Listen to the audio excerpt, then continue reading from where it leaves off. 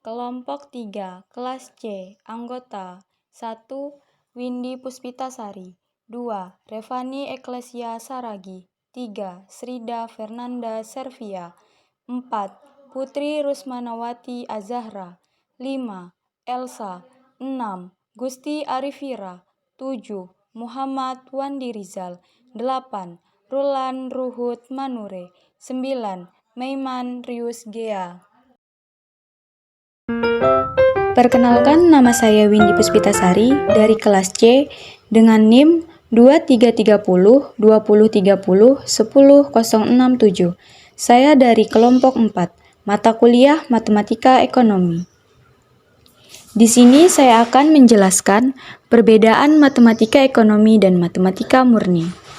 Matematika ekonomi adalah ilmu matematika terapan yang hanya diterapkan pada dunia ekonomi.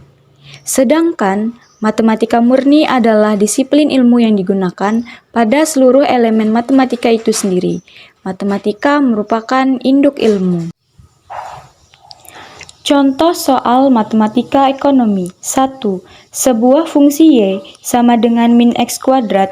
Jika domain x adalah seluruh bilangan nyata positif, maka berapakah rang fungsi tersebut? Dijawab, domain x adalah bilangan nyata positif sehingga x lebih besar dari 0 atau x sama dengan 1, 2, 3, 4, dan seterusnya. Untuk x sama dengan 1, maka y sama dengan min 1 kuadrat sama dengan min 1. Untuk x sama dengan 2, maka y sama dengan min dalam kurung 2 kuadrat sama dengan min 4. Untuk x sama dengan 3, maka y sama dengan min dalam kurung 3 kuadrat sama dengan min 9, dan seterusnya. Sehingga y merupakan himpunan bilangan nyata kurang dari 0 dan secara formal ditulis rang sama dengan kurung kurawal 4 himpunan 4 lebih kecil dari 0. Contoh soal kedua, matematika murni. Hasil dari min 4 plus 10 dibagi 2 dalam kurung min 5 adalah, dijawab, sama dengan min 4 plus 10 dibagi 2 dalam kurung min 5 sama dengan min 4 plus 5 dalam kurung min 5 sama dengan min 4 min 25 sama dengan min 29. Sekian, terima kasih. Presentasi tugas kelompok disusun oleh kelompok 3. Menjelaskan mengenai teori ekonomi, matematika ekonomi, dan ekonometrika, dan statistika ekonomi. Teori ekonomi adalah perkembangan pemikiran ekonomi dari era Yunani kuno sampai era sekarang. Matematika ekonomi adalah analisa ekonomi dengan menggunakan simbol yang memanfaatkan teori matematika dalam perumusan dan pemecahan masalahnya. Ekonometrika adalah ilmu ekonomi yang membahas fenomena ekonomi yang bersifat kualitatif dalam bentuk angka dan pemecahan masalahnya. Statistika ekonomi adalah sebuah ilmu yang mempelajari bagaimana cara merencanakan, mengumpulkan, menganalisis, lalu menginterpretasikan, dan akhirnya mempresentasikan data. Terima kasih.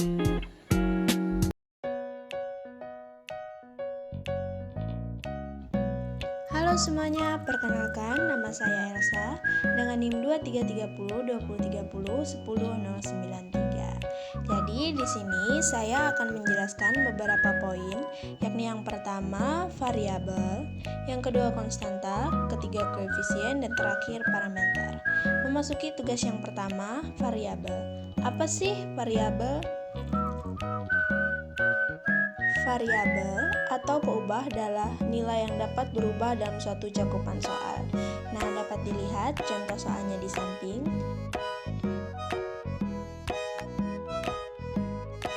Memasuki poin yang kedua, yaitu konstanta.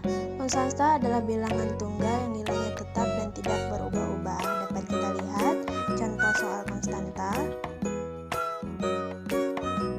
Memasuki yang ketiga, itu koefisien. Dalam matematika, koefisien adalah faktor perkalian dalam beberapa suku. Dapat kita lihat contoh soal di samping. Dan poin yang terakhir adalah parameter. Parameter adalah nilai yang menentukan suatu populasi. Contohnya bisa kita baca di bawah ya teman-teman. Sekian dari saya Elsa. Terima kasih. See you.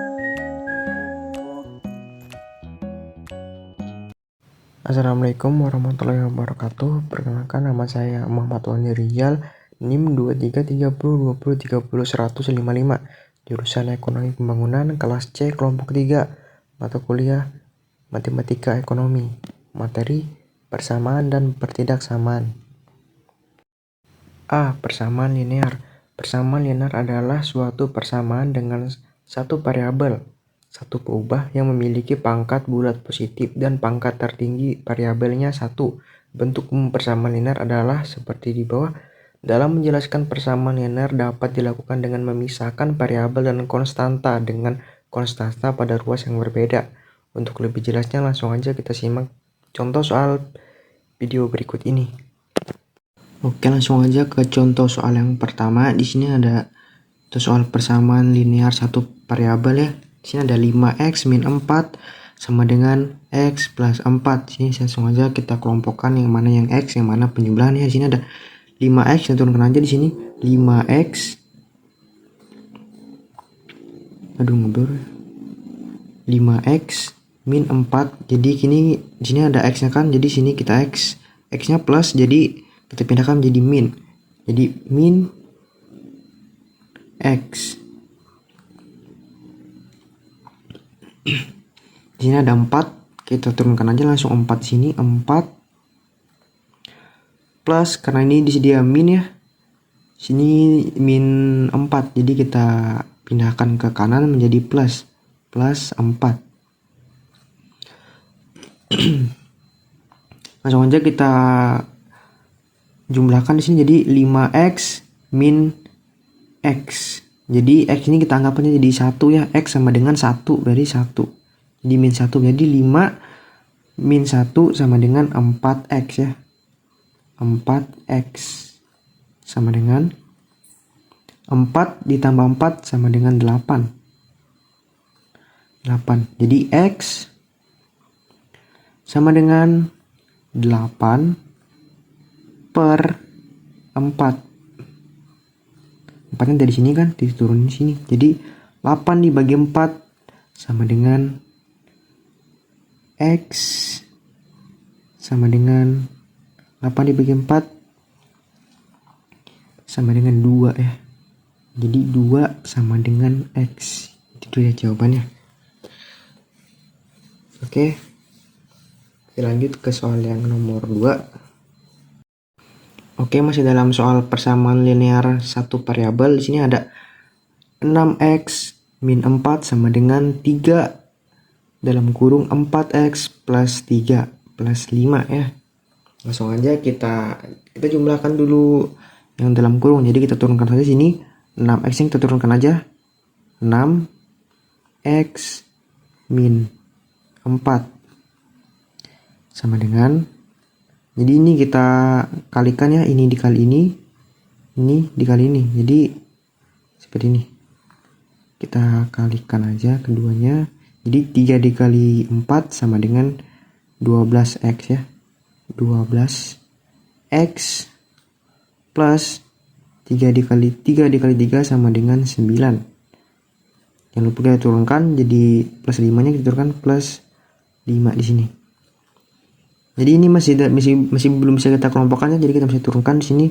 Kita turunkan 6x min 4 sama dengan di sini 12-nya kita turunkan aja karena 12x. Jadi 9 ditambah 5 sama dengan 14 ya. Jadi plus 14. Lanjut, karena sini udah dalam bentuk seperti ini, seperti yang nomor 1 tadi, jadi kita langsung aja kita kelompokkan yang mana yang x, yang mana penjumlahan. Jadi kita kelompokkan jadi 6x, karena ini 12 nya plus, kita pindahkan ke kiri jadi min ya, jadi min 12 sama dengan 14 plus, jadi 14 aja. Karena 14 di sini min, jadi kita pindahkan menjadi plus ya. Jadi plus 4 deh. Min 4 jadi plus 4. Nah, seperti itu ya. Selanjutnya di sini kita jumlah aja. Jadi di sini jadi plus 6x min 12. Jadi min 6 dikurang min 12 jadi min 6 ya. Min 6x sama dengan 14 ditambah 4 sama dengan 18. Oke, di sini min 4 jadi x-nya x sama dengan 18 per min 6. Sini kita turunkan jadi min 6 sama dengan 6 dibagi 18 dibagi 6 sama dengan min 3. Jadi x-nya jadi x sama dengan min 3. Ini dia jawabannya. Oke, kita lanjut ke soal yang nomor 3 ya. Masih dalam soal persamaan linear satu variabel. Contoh soal yang ketiga, di sini ada 2/4 dalam kurung 3x min 4 sama dengan 2/3 dalam kurung 3x plus 12. Langsung aja kita kerjakan di sini seperti biasa. Kita kalikan dulu dalam kurung dengan angka yang di depannya. Jadi 12 dikali 6 hasilnya dibagi 4. Jadi 2 dikali 6 sama dengan 12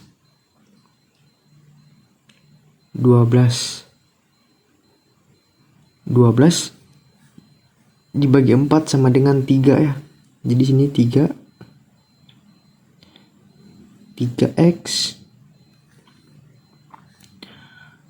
min 4. Bukan min 4. Jadi sini kita kalikan lagi nih. Di sini kita kalikan lagi. Jadi 2 dikali 4 sama dengan 8 dibagi 4 sama dengan 2 ya. Min 2. Di sini min 2 sama dengan seperti yang awal. Jadi 2 dikali 3 sama dengan 6. 2 dikali 3 sama dengan 6. 6 dibagi 3 sama dengan 2. Berarti 2x. 2x ya. 2x plus 2 dikali 12 sama dengan 24. 24 dibagi 3 sama dengan 8.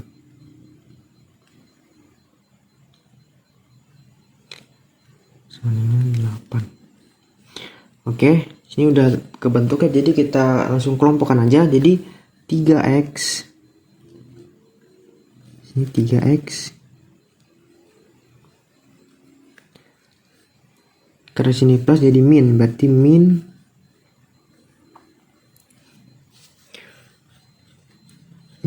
yang duanya kita pindahkan ke kiri ya, jadi min 2 sama dengan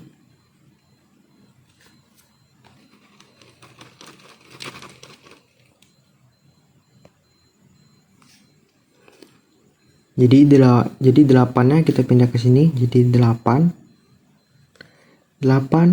karena di sini min ya, min 2, jadi kita jadikan plus, jadi plus 2. Oke, jadi 3x min 2 sama dengan plus 1, jadi 1x sama dengan 8 plus 2, 8 ditambah 2 jadi 10. Sini. Maaf. Jadi 10. Jadi x sama dengan 10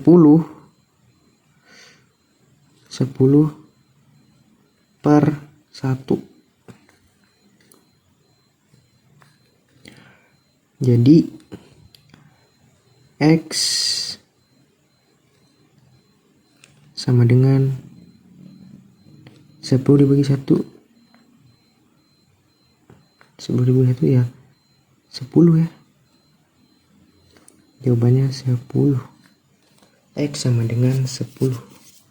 Ya, jadi itu untuk contoh soal persamaan linear satu variabel. Kita lanjut ke pertidaksamaan. B. Pertidaksamaan satu variabel. Pertidaksamaan adalah kalimat matematika terbuka yang memuat ungkapan kecil dari, besar dari, besar sama dari, kecil sama dari. Seperti halnya pada persamaan, pertidaksamaan pun dapat dibuat kalimat matematika atau model matematika. Untuk membuat kalimat matematika atau model matematika pada pertidaksamaan sama seperti yang kita lakukan pada persamaan. Untuk yang lebih jelasnya, langsung aja kita simak contoh soal berikut ini. Oke, langsung aja ke contoh soal pertidaksamaan linear satu variabel. Di sini ada soal min 6x min 8 besar sama dari min 12 plus 4. Langsung aja kita jawab ya di sini. Jadi kita kelompokkan aja langsung. Jadi min 6x min 6x. Sini karena min 12 ya.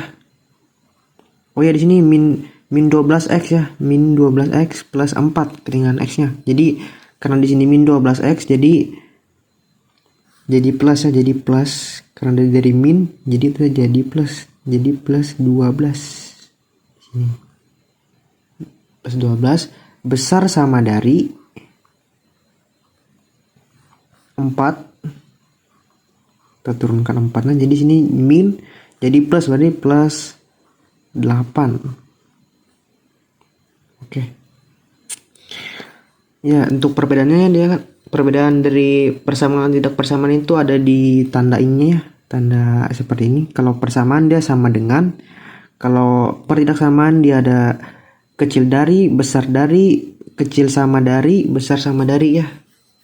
Bentuknya ada yang seperti itu, ada 4 bentuk. Jadi kita lanjutkan yang ini.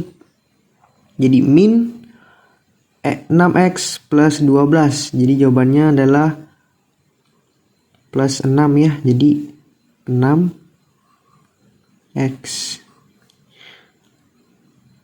besar sama dari 4 ditambah 8 jadi 12 ya. 12.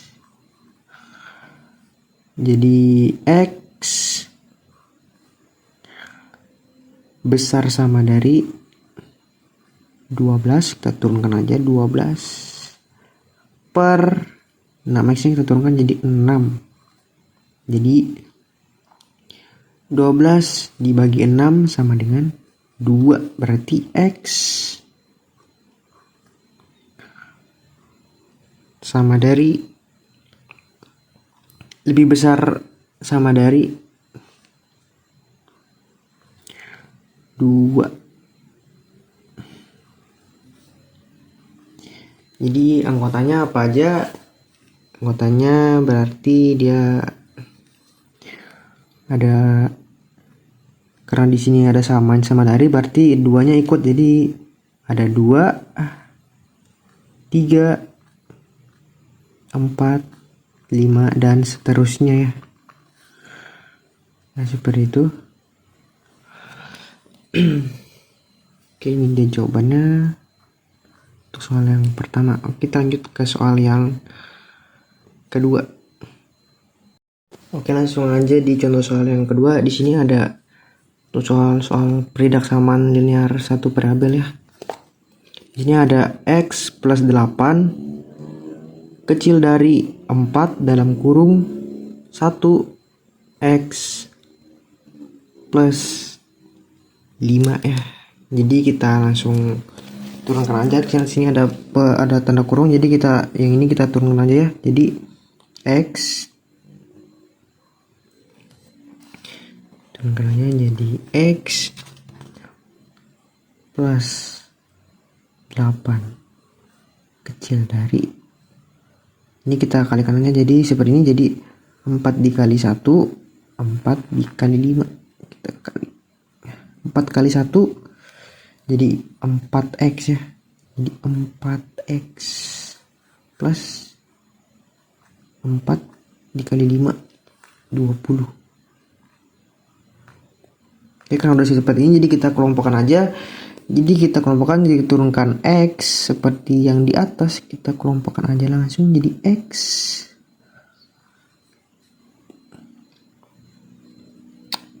Ya, karena di sini plus ya, plus 4, jadi kita jadi min. Kita pindahkan ke kiri menjadi min, jadi min 4 kecil dari 20. Kita turunkan 20. Karena ini plus menjadi min, berarti ini plus 8 menjadi min 8 di sini ya. Jadi X sama dengan 1 ya. 1 min 4. Jadi jawabannya adalah min 3. Jawabannya adalah min 3. Karena yang depan di sini min, jadi angka ini kita balik ya, tanda ini jadi kita balik menjadi besar dari, karena di depannya terjadi min. Jika depannya tadi plus, maka masih aman ya, ininya tandanya masih seperti itu. Karena ini sudah ada min, jadi kita balik, ini jadi lebih besar, jadi besar dari ya, jadi besar dari, kita balik karena itu min, depannya min. Tidak bisa kayak giniin, karena di kecil dari, karena di sini min ya, depannya min. Jadi kita balik, jadi dari kecil dari menjadi besar dari, karena di depan sini tadi min ya, karena kita jumlah X min 4 tadi hasilnya di min 3x ya. Jadi kita balik tandanya, jadi 20 min 8 jadi hasilnya 12 ya, 12. Oke, jadi X-nya X besar dari 12, min 3-nya kita turunin per min 3.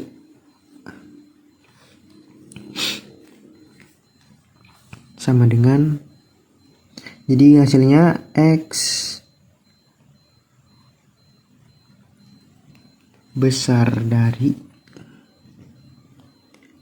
X besar dari 12 dibagi 3 sama dengan 4 ya. Jadi min 4 deh. Min 4.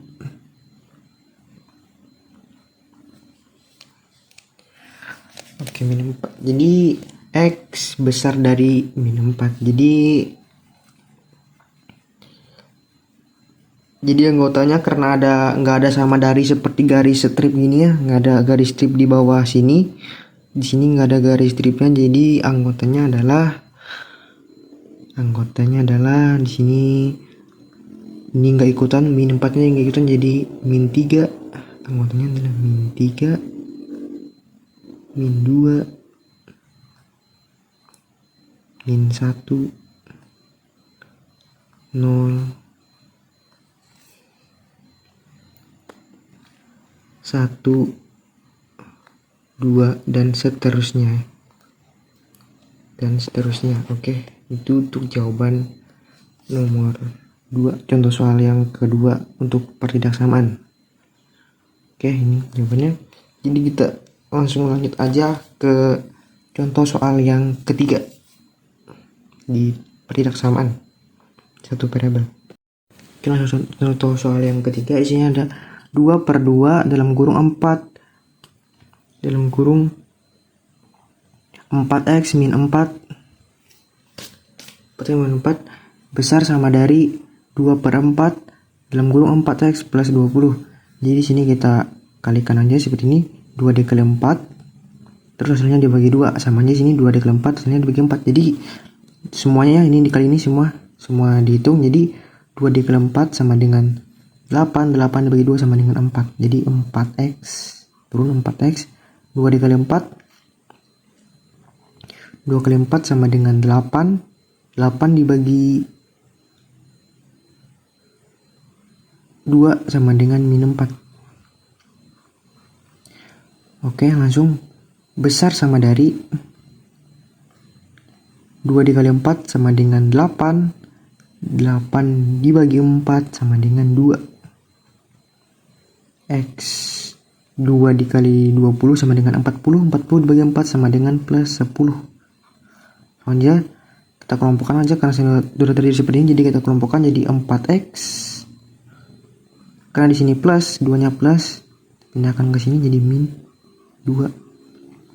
Sini min 2 besar sama dari 10-nya kita turunkan ke sini 10. Karena ini min jadi plus. Jadi plus 4. Jadi 4x min 2 hasilnya adalah plus 2 ya. Jadi di sini 2x besar sama dari 10 tambah 4 sama dengan 14. Jadi X besar sama dari 14 dibagi 2. Jadi hasilnya adalah X besar sama dari 12 dibagi 4 sama dengan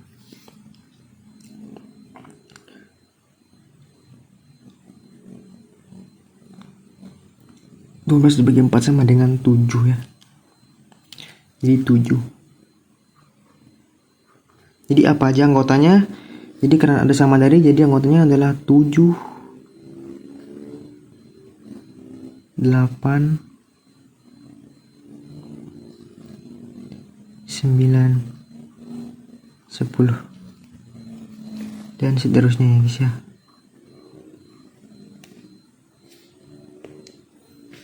Oke, itu dia 3 soal dari peridaksamaan linear satu variabel. Sekian dari saya, terima kasih. Baik, perkenalkan nama saya Memen Reus ya, dari kelas C, ingin menjelaskan tentang sistem bilangan nyata atau real. Pada sesi kali ini saya akan menjelaskan mengenai sistem bilangan real. Seperti namanya, bilangan real adalah bilangan nyata yang seringkali kita gunakan dalam keseharian kita. Lalu seperti apa bilangan yang tidak nyata? Contohnya adalah bilangan imajiner. Oke, baik. Bilangan real ini akan kita nyatakan sebagai himpunan bilangan-bilangan. Kita mulai dengan himpunan terkecil. Di sini ada yang kita simbolkan dengan huruf N, yaitu bilangan asli atau natural number. Bilangan N, jika kita mendata anggotanya, isinya kita mulai dengan 1, 2, 3, dan seterusnya. Titik-titik di sini menyatakan bahwa himpunan bilangan asli ini memiliki anggota yang sangat banyak sehingga sangat tidak mungkin kita untuk mendata anggotanya satu persatu. Setelah bilangan asli ini, kita juga punya himpunan bilangan yang dinotasikan dengan Z. Z adalah himpunan bilangan bulat. Bisa kita tulis dan coba untuk mulai dari negatif 2, negatif 1, 0, 1, 2, dan seterusnya. Di sini kita dapat melihat bahwa himpunan bilangan bulat terdiri atas bilangan negatif, bilangan 0, dan bilangan positif. Sementara untuk bilangan asli sendiri termuat di dalam bilangan bulat. Sehingga bilangan asli sudah pasti bilangan bulat. Sementara bilangan bulat belum tentu bilangan asli. Kemudian kita juga punya himpunan yang kita simbolkan dengan Q. Q adalah himpunan bilangan rasional. Bilangan rasional adalah bilangan yang dapat kita nyatakan dalam bentuk A dibagi B dengan syarat A dan B-nya merupakan anggota bilangan bulat. Sementara B-nya tidak boleh sama dengan 0. Karena jika B bernilai 0, maka A dibagi B tidak terdefinisi. Selain ketiga himpunan bilangan ini, kita juga memiliki bilangan irasional. Bilangan irasional adalah bilangan yang tidak dapat kita nyatakan dalam bentuk pecahan A per B. Contohnya adalah akar 2, akar 3, dan pi. Akar 2 nilainya mendekati 1,44 sekian. Sehingga bilangan ini tidak dapat kita nyatakan dalam bentuk A per B, sehingga termasuk ke dalam bilangan rasional. Gabungan dari seluruh himpunan bilangan inilah yang kita sebut dengan bilangan real, atau dinotasikan dengan R. Jadi, bilangan real adalah bilangan irasional digabung dengan bilangan rasional. Sebagai contoh, kita dapat melihat bahwa negatif 3 merupakan anggota bilangan bulat, tapi negatif 3 bukan anggota bilangan asli. Negatif 3 merupakan anggota bilangan bulat, juga termasuk bilangan rasional karena kita dapat menyatakan min 3 sebagai bentuk pecahan. Misalkan min 3 ini sama dengan min 9 dibagi 3, 9 dibagi negatif 3, atau 27 dibagi negatif 9, dan masih banyak lagi bentuk pecahan yang nilainya sama dengan negatif 3.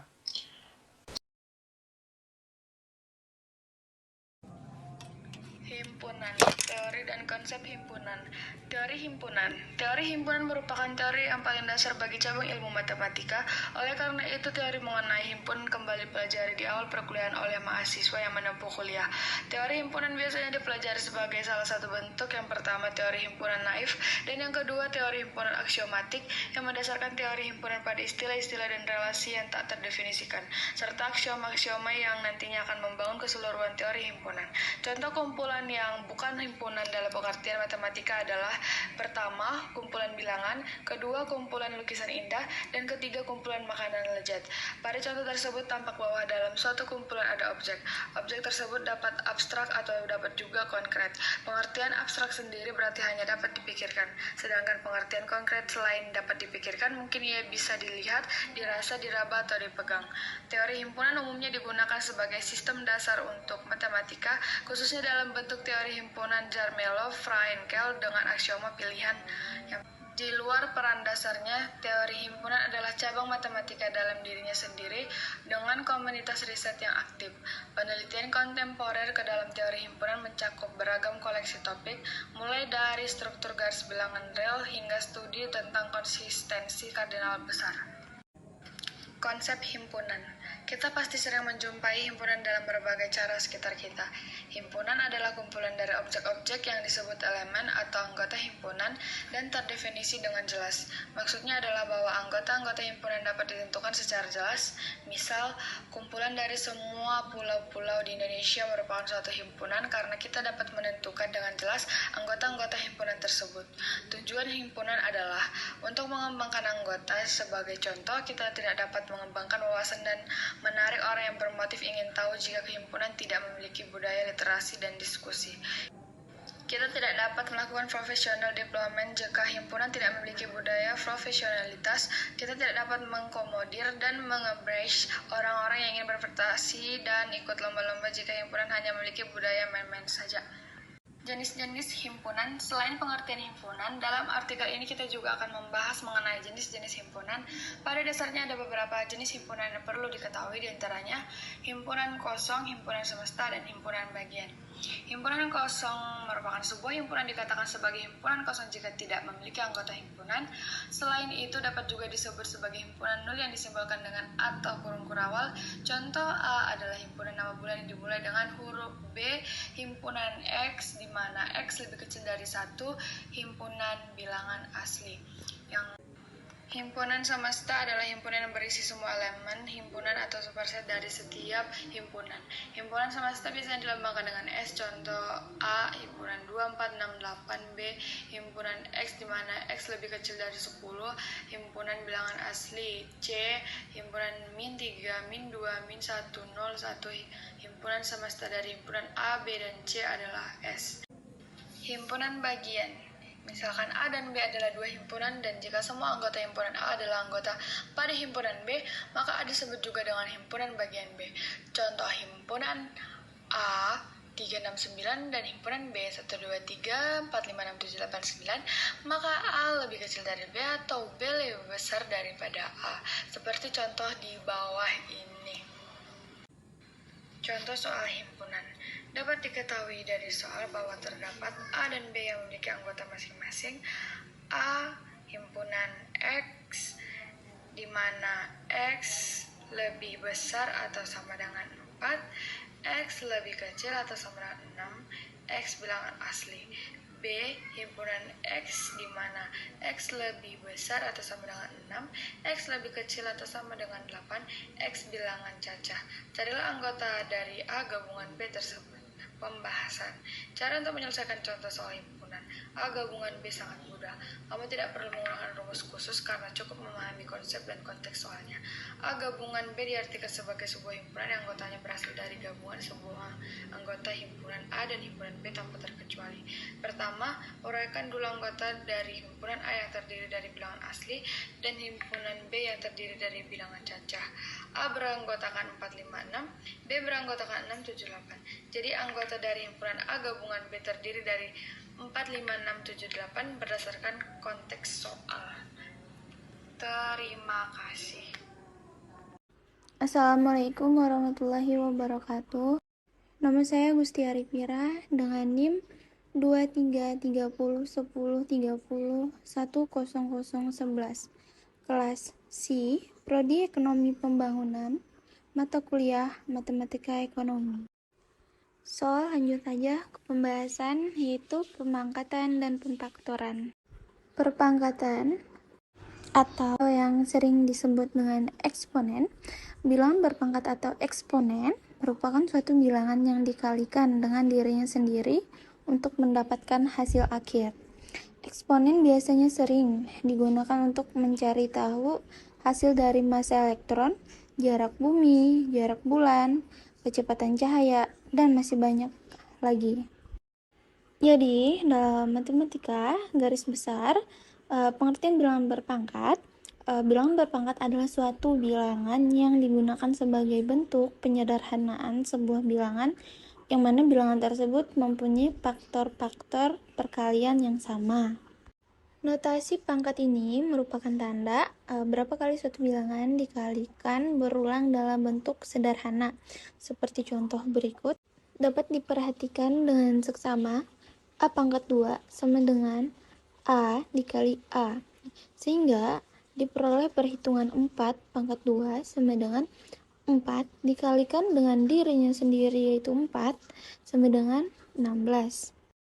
Sifat-sifat bilangan berpangkat terbagi menjadi 5, yaitu pangkat bulat positif, pangkat bulat negatif, pangkat nol, pangkat pecahan, dan bentuk akar.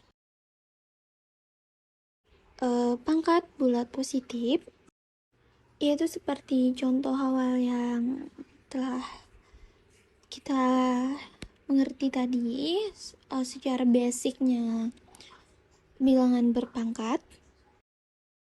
Pangkat bulat negatif diberikan A, suatu bilangan real dengan A sama dengan 0, dan M bilangan bulat positif, maka dapat dituliskan sebagai berikut, seperti contoh yang ada di kolom. Pangkat pecahan diberikan A, suatu bilangan real dengan A sama dengan 0, dan M bilangan bulat positif, maka A pangkat 1 per M sama dengan P merupakan bilangan real positif, sehingga P pangkat M sama dengan A. Jadi rumusnya A pangkat M per N sama dengan buka kurung A pangkat 1 per N tutup kurung pangkat M. Contoh 2 pangkat 2 per 3 sama dengan dalam kurung 2 pangkat 1 per 3 tutup kurung pangkat 2. Bentuk akar. Bentuk akar adalah bilangan yang jika dimasukkan dalam operasi bentuk akar menghasilkan bilangan irasional. Bilangan irasional, di mana bilangan irasional tidak bisa disebutkan dengan menggunakan bilangan pecahan A atau B, A serta B bilangan bulat, A dan B tidak sama dengan 0. So, perumpamaan akar A pangkat 2 sama dengan A. Contoh, akar 9 pangkat 2 sama dengan 9.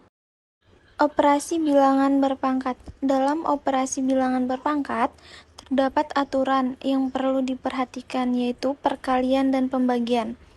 Aturan perkalian berhubungan dengan bentuk penjumlahan, sedangkan aturan pembagian berkaitan dengan bentuk pengurangan.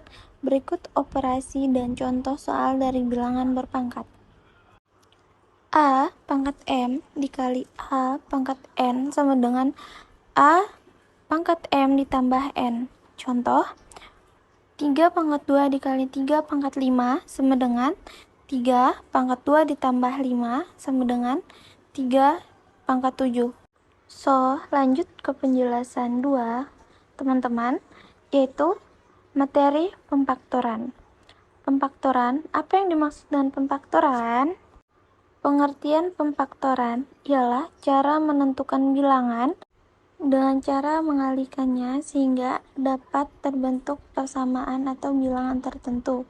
Pemfaktoran dapat digunakan untuk menyederhanakan ekspresi aljabar untuk membuat penyelesaiannya lebih mudah. Sifat distributif. Kegunaan sifat distributif tersebut ialah untuk memfaktorkan aljabar dengan menentukan FIB aljabar itu sendiri. Untuk itu, bentuk aljabarnya memiliki sifat distributif dalam persamaan seperti di bawah ini. A X dalam kurung B ditambah C sama dengan A X dalam kurung B ditambah C sama dengan dalam kurung A dikali B ditambah dalam kurung A dikali B tutup. Contoh soal 3x pangkat 2 min 6x sama dengan. So, pemfaktoran distributif itu intinya teman-teman, kita itu harus mengeluarkan yang sama atau yang sama-sama bisa dibagi berapa. Jadi 3 dan 6 kan bisa dibagi 3, jadi keluar 3-nya, jadi 3x pangkat 2 min 6x sama dengan 3. Lalu keduanya itu punya x, yang satunya x kuadrat dan yang satunya x, jadi x-nya dikeluarkan. Jadi sama dengan 3x buka kurung, jadi 3x kuadrat kita bagi dengan 3x, maka sisanya adalah x. Jadi setelah buka kurung tadi, kita masukkan x-nya. Jadi min 6x dibagi 3x. Jadi hasilnya adalah min 2x, lalu tutup kurung. So, semoga mudah untuk dimengerti. Saya Gustiari Pira pamit undur diri. Terima kasih. Wassalamualaikum warahmatullahi wabarakatuh. Halo semuanya, perkenalkan nama aku Putri Rusmanawati Azhara dengan NIM 23302030101008 dari Prodi Ekonomi Pembangunan kelas C kelompok 3. Menjelaskan tentang pecahan, desimal, dan persentase. Pecahan. Bilangan pecahan merupakan salah satu bilangan yang sering kita jumpai dalam pelajaran matematika. Dalam bahasa Inggris, pecahan berarti fraction, yang berasal dari bahasa Latin yaitu fructus, yang artinya rusak. Pengertian dari bilangan pecahan adalah bagian dari satu keseluruhan dari suatu kuantitas tertentu. Secara matematis, bilangan pecahan dapat disimbolkan dengan A per B. Bilangan A sebagai pembilang dan bilangan B sebagai penyebut.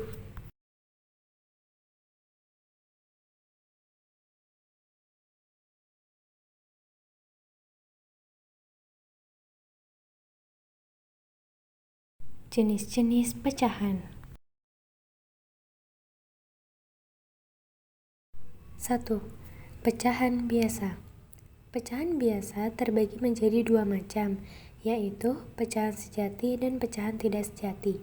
Pecahan sejati merupakan bilangan pecahan yang pembilangnya lebih kecil daripada penyebutnya. Sedangkan pecahan tidak sejati merupakan kebalikannya. Misalnya, diketahui sebuah bilangan pecahan A per B, jika A lebih kecil dari B disebut pecahan sejati, jika A lebih besar daripada B maka disebut pecahan tidak sejati.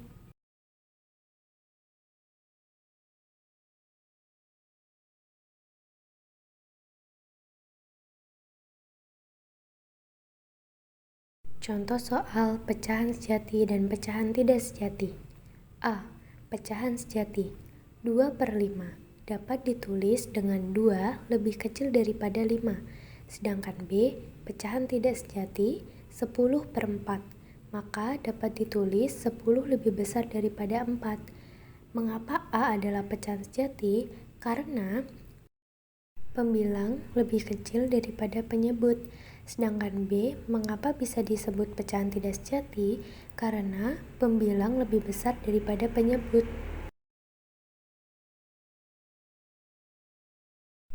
2. Pecahan campuran. Pecahan campuran dapat diperoleh dari pecahan biasa tidak sejati dengan pembagian porogapit bersisa. Pecahan campuran terdiri dari bilangan bulat dan bilangan pecahan biasa. Pecahan campuran dapat disimbolkan sebagai berikut. C A per B. C disebut bilangan bulat, A disebut pembilang, B dan disebut penyebut. Atau bisa juga C A per B sama dengan buka kurung B dikali C tutup kurung ditambah A per B. Soal pecahan campuran. Yang pertama, 131/5, maka dapat kita tulis seperti pada di gambar. 131 dibagi 5 tidak bisa, maka kita mengambil angka yang mendekati dengan hasil 131, yaitu 130. 130 dibagi 5 adalah 26. Sedangkan 131 dikurang 130 yaitu 1, maka dapat ditulis 131/5 yaitu 26 1/5. Sedangkan yang nomor 2 bisa kita substitusikan seperti rumus sebelumnya. 3. Pecahan desimal. Pecahan desimal merupakan bilangan pecahan yang penyebutnya bilangan kelipatan 10, yaitu 10, 100, 1000, dan sebagainya. Penulisan dari bilangan ini menggunakan tanda koma. Contohnya, 9/10 jika didesimalkan menjadi 0,9.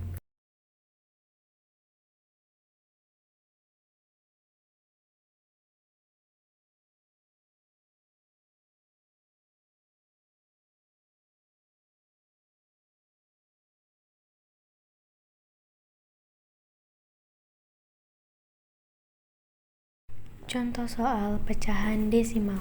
1. 3/10 sama dengan 0,3. 2. 24/100 sama dengan 0,24. 3. 5678/1000 sama dengan 5,678.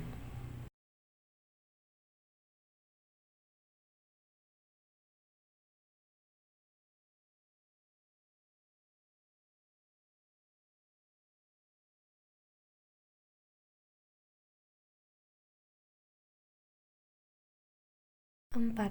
Pecahan senilai. Pecahan senilai merupakan dua atau lebih bilangan pecahan yang memiliki perbandingan yang sama antara pembilang dan penyebutnya.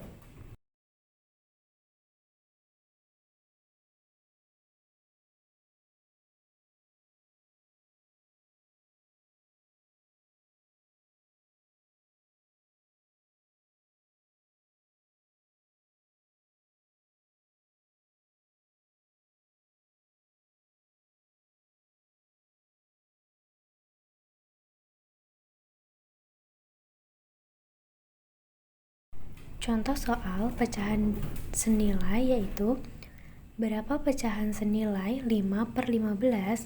Jawabannya 5/15 sama dengan 1/3 karena 5/15 dapat kita sederhanakan dengan dibagi 5 yaitu 5 dibagi 5 sama dengan 1 sedangkan 15 dibagi 5 sama dengan 3. Jadi pecahan senilai 5/15 yaitu 1/3.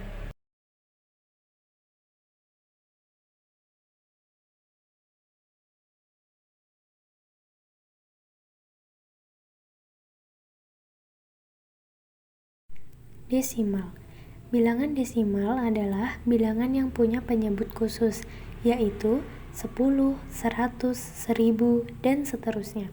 Bilangan desimal memiliki ciri khas dalam penulisannya, yaitu menggunakan tanda koma sebagai pemisah antara bilangan bulat dan bilangan pecahannya. Menurut asal terbentuknya, bilangan desimal termasuk dalam kelompok bilangan pecahan. Untuk memahami bentuk bilangan desimal, kita harus bisa menentukan nilai bilangan desimal terlebih dahulu. Cara menentukan nilai bilangan desimal. Contoh, 1,234, maka dari bilangan desimal di atas, angka 1 adalah bilangan bulat yang menunjukkan bilangan satuan, kemudian angka 2 yang terletak di belakang koma menunjukkan bilangan persepuluhan, yaitu nilainya 0,2. Angka 3 merupakan bilangan bulat yang menunjukkan bilangan perseratusan dengan nilai 0,03. Terakhir, angka 4 menunjukkan bilangan perseribuan, yaitu nilainya 0,004. Dengan begitu, bilangan di atas terdiri atas 1 satuan, 2 persepuluhan, 3 perseratusan, 4 perseribuan. Contoh soal desimal. 1.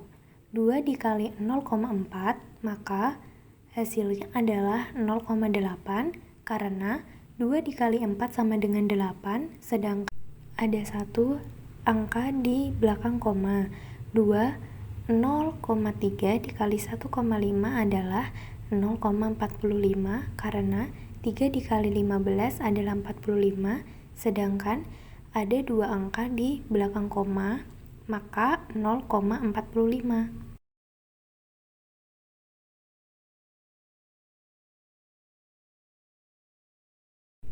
Persentase. Persentase adalah suatu perbandingan atau rasio untuk menyatakan pecahan dari 100 yang ditunjukkan dengan simbol persen. Persen berasal dari bahasa Latin percentum yang artinya per 100. Persentase juga bisa dikatakan sebagai suatu cara untuk menunjukkan sebuah angka sebagai bagian dari keseluruhan, di mana keseluruhan tersebut ditulis dengan 100%. Persentase memiliki rumus sebagai berikut. Persentase sama dengan jumlah bagian per jumlah keseluruhan dikali 100%. Dengan rumus tersebut, sebuah pecahan atau rasio dapat diubah menjadi bentuk persentase. Contoh soal persentase. 1. Sebuah ember berisi air sebanyak 100 ml, kemudian ditambahkan air ke dalam ember tersebut sebanyak 10 ml air. Berapa persen kenaikan volume air pada ember setelah ditambahkan? 10 ml per 100 ml dikali 100% yaitu 10%. 2. Ahmad menabung di bank dengan jumlah 20 juta setiap tahunnya. Bank memberikan bunga sebesar 5% dari nilai tabungan tersebut. Berapa nilai bunga yang diberikan oleh bank? Kita lihat sendiri, total tabungan dikali persen bunga yaitu 1 juta. Jadi nilai tabungan Ahmad yang diberikan oleh bank adalah 1 juta. Sekian presentasi dari saya. Apabila ada salah kata dan penjelasan yang kurang jelas, mohon dimaafkan. Saya Putri Rusmanawati Azhara dengan NIM 23302030100108 dari kelas C kelompok 3 ingin mengucapkan atas perhatiannya terima kasih. Tugas kelompok oleh kelompok 3. Fungsi dan hubungan. Berdasarkan uraian materi diperoleh perbedaan relasi dan fungsi, yaitu relasi merupakan hubungan antara dua himpunan dengan himpunan yang lainnya. Fungsi adalah suatu relasi khusus yang memasangkan setiap anggota daerah asal A domain tepat satu anggota kawan B kodomain. Terima kasih. Berikut tentang penjelasan variabel bebas dan terikat. Dalam variabel bebas dan terikat terdapat suatu judul. Misalnya sebuah judul pengaruh jumlah telur dalam pembuatan kue bolu yang enak. Dalam judul ini terdapat dua variabel, yaitu variabel bebas dan variabel terikat. Nah, apa itu variabel bebas? Variabel bebas adalah suatu kondisi yang dikenakan sehingga menimbulkan efek pada objek penelitian. Dan pada variabel bebas terdapat ciri variabel bebas, yaitu bisa diubah-ubah variabelnya. Maka pada judul ini variabel bebas adalah jumlah telur. Mengapa pada judul ini terdapat variabel bebasnya jumlah telur? Karena pada jumlah telur ini kita bisa merekayasa, contoh 3 telur, 5 telur, dan seterusnya. Maka dalam penelitian ini variabel bebasnya adalah jumlah telur. Dalam variabel bebas ini jumlah telur bisa diubah-ubah, contohnya 3 telur, 5 telur, dan seterusnya. Dan berikutnya adalah variabel terikat. Apa itu variabel terikat? Variabel terikat adalah suatu kondisi yang muncul sebagai respon dari adanya variabel bebas. Apa itu respon yang muncul? Di dalam judul ini, respon yang muncul adalah pembuatan kue bolu yang enak. Variabel terikat dalam judul ini adalah pembuatan kue bolu yang enak. Mengapa dalam judul ini pembuatan kue bolu yang enak adalah variabel terikat? Karena enaknya kue tersebut selalu tergantung dalam jumlah telur. Misalnya 3 telur kuenya biasa aja, 5 telur kuenya enak, dan seterusnya. Jadi variabel terikat adalah selalu berpegangan pada variabel bebas. Oke, sekian dari saya, semoga bermanfaat.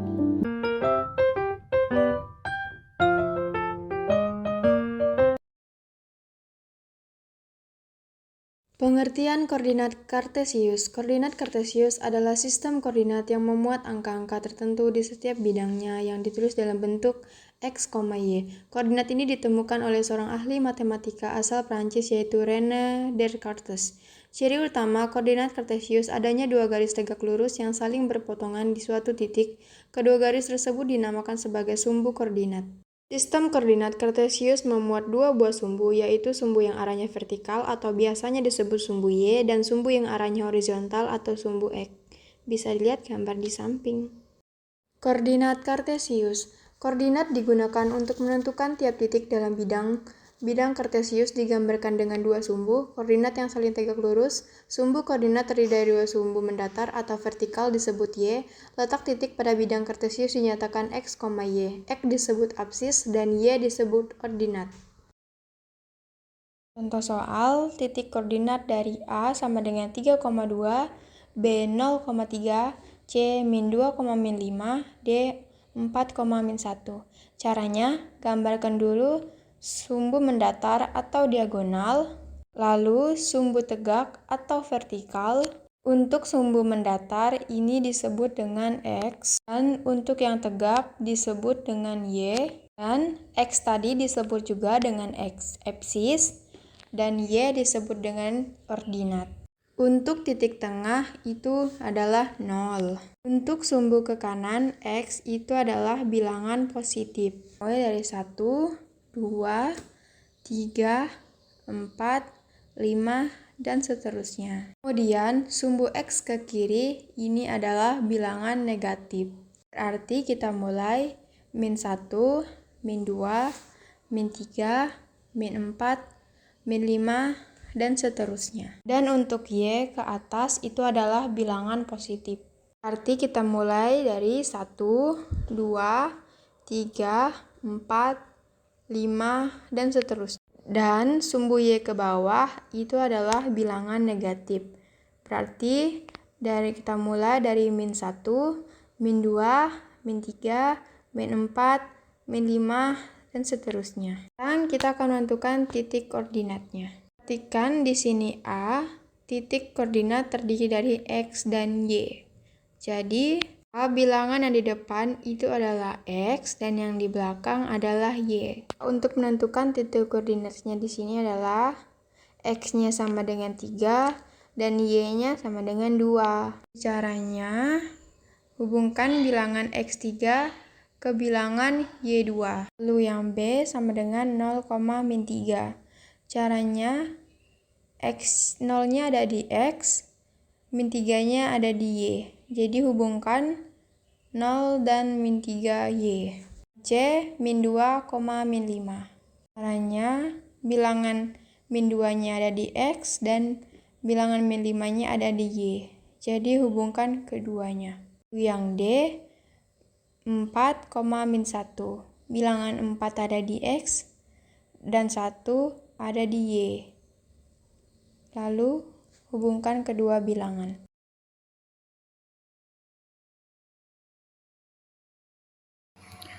Fungsi dua variabel atau lebih. Fungsi dua variabel adalah sebuah fungsi yang bernilai real dari dua variabel real, yakni fungsi f yang memadamkan setiap pasangan terurut x, y pada suatu himpunan D dari bidang dengan bilangan real tunggal f, x, y. Sebagai ilustrasi, perhatikan gambar berikut. Contoh, berikut diberikan beberapa contoh fungsi dengan dua variabel, f x y sama dengan x kuadrat tambah 3y kuadrat, f x y sama dengan 2x akar y. Perhatikan, f min 1 4 sama dengan min 1 kuadrat tambah 3 4 kuadrat sama dengan 4 9, dan g min 1 4 sama dengan 2 min 1 akar 4 sama dengan min 4. Himpunan D disebut sebagai daerah asal fungsi disebut sebagai daerah asal alami atau natural domain jika tidak dinyatakan secara khusus, yaitu himpunan semua titik x, y pada suatu bidang di mana fungsi tersebut bermakna dan menghasilkan bilangan real. Daerah asal alami fungsi nomor 1 adalah seluruh bidang, sementara daerah asal alami fungsi nomor 2 adalah x, y. Contoh sketsa untuk daerah asal alami, f x y sama dengan akar y dikurang x kuadrat per x kuadrat tambah y dikurang 1 kuadrat. Contoh soal tentang fungsi dengan lebih dari dua variabel. Tentukan fx 1, 2 dan nilai x dan y yang memenuhi sistem persamaan x tambah 3y sama dengan 5 dan x dikurang y sama dengan 1 adalah pembahasan x tambah 3y sama dengan 5 sama dengan persamaan 1, x dikurang y sama dengan 1 sama dengan persamaan 2, dikurang 4y sama dengan y bagi y pada kedua ruas. Y sama dengan 1. Substitusikan y ke persamaan pertama. X tambah 3y sama dengan 5, x tambah 3 kali 1 sama dengan 5, x sama dengan 2. Jadi nilai x dan y yang memenuhi sistem persamaan adalah 2 dan 1.